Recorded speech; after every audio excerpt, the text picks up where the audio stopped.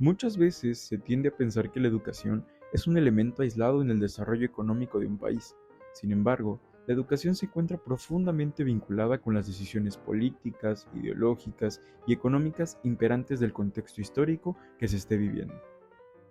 Hola, mi nombre es Diego de Jesús Rivas Morales, soy estudiante del primer cuatrimestre del doctorado en educación por la Universidad del Sur y en este video abordaré diferentes temas que giran en torno a la globalización y su influencia en la educación. Comenzamos. Es importante comenzar analizando una definición de qué es la globalización. Quiroga la define como un fenómeno basado en el aumento continuo de la interconexión entre las diferentes naciones del mundo en el plano económico, político, ambiental, cultural, social y tecnológico. La globalización puede considerarse como uno de los múltiples efectos de la economía mundial imperante, el capitalismo. Prueba de que vivimos en un mundo claramente globalizado es que existen eventos que, aunque parezcan aislados, pueden afectar a todas las naciones por igual. Un ejemplo actual puede ser el que se ha vivido con la pandemia de COVID-19 y la guerra en Ucrania, que ha provocado el desabasto de ciertas mercancías en algunas partes del mundo. En el rubro económico, la apertura o supresión de barreras para realizar la comercialización, la producción y la libre movilidad de mercancías y de casi todos los factores de la producción están presentes en los procesos de globalización. Pero, ¿cuándo inició la globalización? Pues bien, si no existe una fecha exacta, existen análisis y estudios que dan seguimiento al impacto de este fenómeno desde hace muchos años. En los últimos 130 años, el proceso de globalización ha vivido tres etapas. La primera, de 1870 a 1913, tuvo una gran movilidad de capitales y mano de obra, así como un auge comercial basado en la fuerte reproducción de los costos de transporte, más que por el libre comercio. Después de la Segunda Guerra Mundial, se inició una nueva etapa de integración global, de 1945 a 1973, donde nacieron instituciones internacionales de cooperación técnica, financiera y comercial, y se expandió el comercio de manufacturas entre países desarrollados. En este periodo coexistió una gran variedad de modelos de organización económica junto a una limitada movilidad de capitales y mano de obra. Las acciones relativas al reparto del mundo que han realizado las grandes corporaciones y los países imperialistas han incidido en las formas y niveles de desarrollo de las regiones del planeta, puesto que a partir del interés por aprovechar los recursos naturales o los mercados que representan los diversos territorios es que actúan las empresas y los países imperialistas. En el último cuarto del siglo XX se consolidó la tercera fase, con la gradual generalización del libre comercio, la creciente presencia en el escenario mundial de empresas transnacionales que funcionan como sistemas internacionales de producción integrada, la expansión y considerable movilidad de los capitales, junto con la persistencia de restricciones al movimiento de mano de obra, el acceso masivo a la información en tiempo real gracias al desarrollo de tecnologías de información y comunicaciones, y una visible tendencia a la homogeneización de los modelos de desarrollo económico.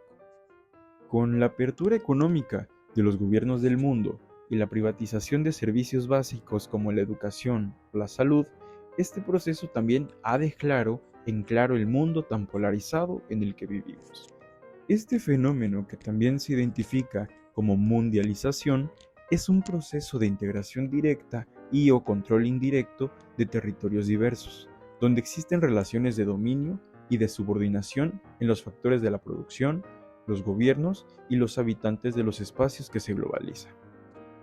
Con este fenómeno se desarrolló también el concepto de neoliberalismo, que es una teoría político-económica que retoma la doctrina del liberalismo clásico y la replantea dentro del esquema capitalista actual bajo principios más radicales. Este surge como una reacción a la intervención del Estado como garante de una mayor justicia social, es decir, del Estado benefactor de bienestar, y toma fuerza gracias a los debacles de la economía capitalista del siglo XX, particularmente las registradas a finales de los años 20. Esta doctrina favorece la privatización de empresas y servicios que estaban en manos del sector público, bajo la premisa de que el sector privado es más eficiente y también contribuye a la degradación de los ecosistemas, la promoción del comercio internacional y la liberalización económica, cuyas reglas de funcionamiento se basan exclusivamente en la aplicación de los mercados, sin tomar en consideración sus funestas consecuencias ambientales y sociales.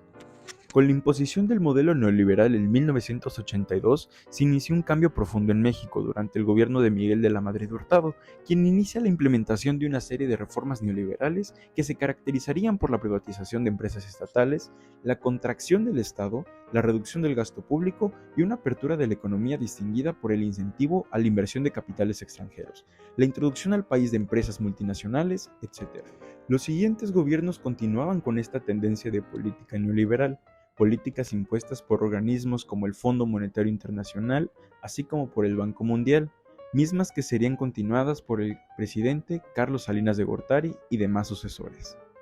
En 1994, con una gran tensión política interna y bajo una guerrilla comandada por el Ejército Zapatista de Liberación Nacional, México se abría paso al mundo globalizado con la entrada en vigor del Tratado de Libre Comercio entre México, Estados Unidos y Canadá. Con esto México estaba bajo la mirada de la prensa internacional. Al mismo tiempo, las políticas educativas estaban dictadas por organismos internacionales a cambio de favores económicos y esto ocasionó una serie de reformas educativas basadas desde la modernización del mundo.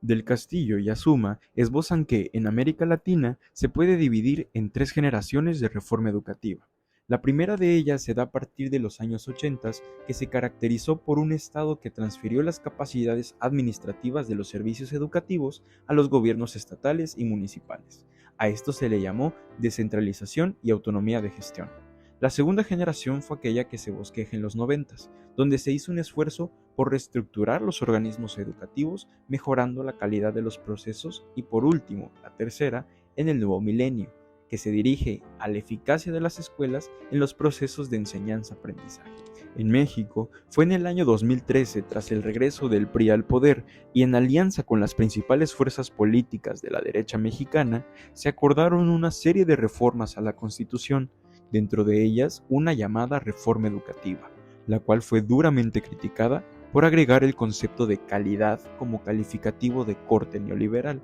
argumentando la congruencia entre los objetivos, resultados y procesos del sistema educativo conforme a las dimensiones de eficacia, eficiencia, pertinencia y equidad.